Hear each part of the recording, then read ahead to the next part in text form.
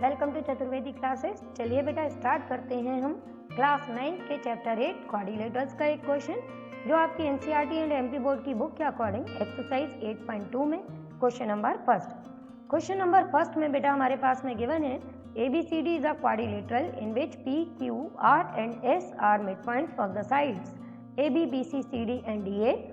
AC is a diagonal. Show that SR parallel to AC and SR is equals to half of AC. PQ is equals to SR and PQRS is a parallelogram. ठीक है बेटा, चलिए इस question में सबसे पहले जैसा कि हमारे क्वेश्चन को प्रॉपर फॉर्मेट में करते हैं तो सबसे पहले लिख लेते हैं कि हमारे पास में गिवन क्या है। गिवन है अपने पास में बेटा कि ABCD इज अ क्वाड्रिलेटरल।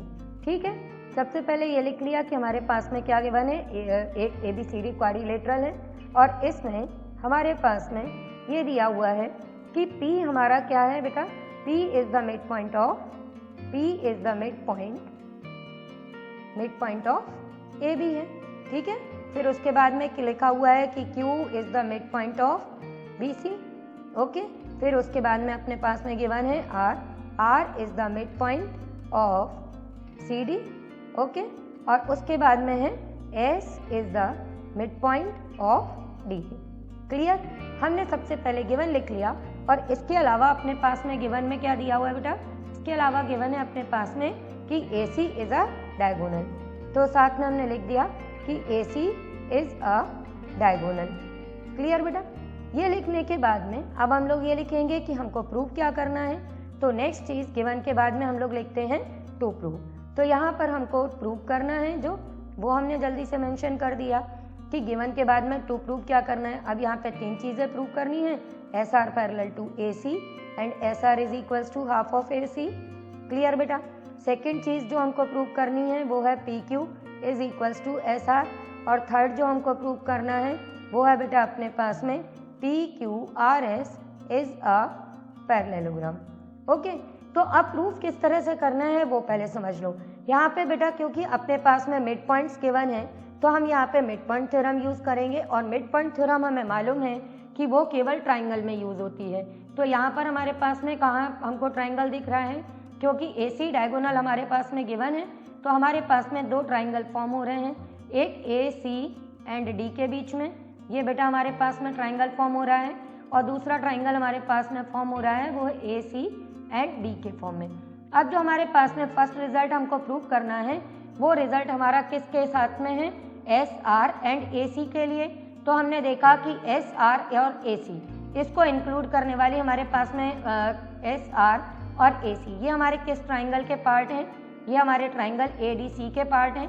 तो हम जब अपना प्रूफ स्टार्ट करेंगे तो हम अपने प्रूफ को स्टार्ट करेंगे इसी चीज़ से, क्योंकि हमें SR AC ये सभी ट्राइंगल ACD में मिल रहे हैं। तो हम प्रूफ में सबसे पहले लिखेंगे कि इन ट्राइंगल ACD।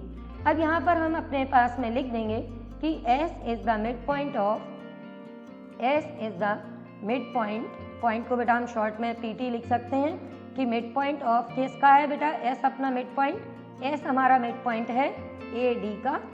ठीक है, और इसके बाद में हमारे पास में अगली चीज़ क्या गिवन है, R अपने पास में मिड पॉइंट है। R हमारा किसका मिड पॉइंट है बेटा, CD का। क्लियर, तो R हमारा मिड पॉइंट है CD का।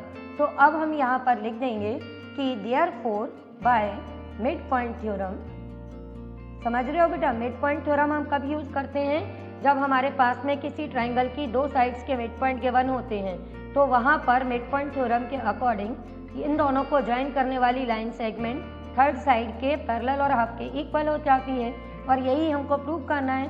तो हम लिख देंगे therefore by mid point theorem, ये हमारे पास में रिजल्ट आ जाएगा SR parallel to AC and SR is equals to half of AC। और इस तरह से हमारा फर्स्ट पार्ट कंप्लीट हो जाएगा, है ना, इजी, फटाफट हो गया। चलो अब सेकंड पार्ट को प्रूव करने के लिए, सेकंड पार्ट के लिए अब हम जो दूसरा ट्राइंगल AC पर बनने वाला है ACD, अब हम इसका यूज करेंगे और उसके बेस पर हम अपना नेक्स्ट रिजल्ट प्रूव करने वाले हैं। क्लियर, तो अब सेकंड पार्ट के लिए सबसे पहला काम क्या करना है, तुमको दूसरा ट्राइंगल चूज करना है। दूसरा ट्राइंगल लेना है इन ट्राइंगल ABC। और जो फर्स्ट पार्ट में काम किया है ना और इसको उसी के अकॉर्डिंग करते जाएंगे।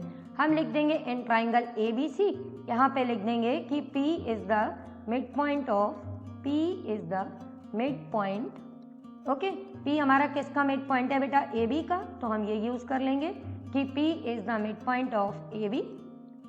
क्लियर?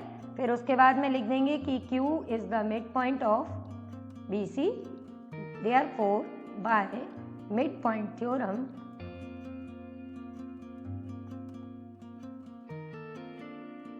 ओके, तो मिड पॉइंट थ्योरम के अकॉर्डिंग अब इन दोनों को ज्वाइन करने वाली लाइन सेगमेंट PQ ये क्या हो जाएगी बेटा? ये पैरेलल हो जाएगी AC के, और हमारी PQ किसके इक्वल हो जाएगी? हाफ ऑफ AC के। क्लियर बेटा?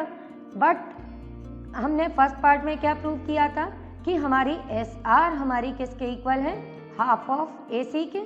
यहाँ पे हम लिख देंगे प्रूव्ड अबव, क्योंकि हम ये ऊपर प्रूव कर चुके हैं। ओके, सो देयरफॉर हमारे पास में रिजल्ट आ जाएगा PQ is equals to SR, और ये हमने कंपेयर करके रिजल्ट निकाल दिया। सेकेंड पार्ट में हमको यही प्रूव करना था। अब आता है बेटा थर्ड पार्ट। थर्ड पार्ट में हमको क्या प्रूव करना है कि PQRS हमारा एक पैरेललोग्राम है। तो पैरेललोग्राम के लिए हमने देख लिया, अपने थर्ड पार्ट में हम लिख देंगे कि इन क्वाड्रिलेटरल अब PQRS पैरेललोग्राम के लिए क्या होना चाहिए? Opposite pair of opposite sides या तो पैरेलल होना चाहिए या अपोजिट साइड्स हमारी इक्वल और पैरेलल होनी चाहिए।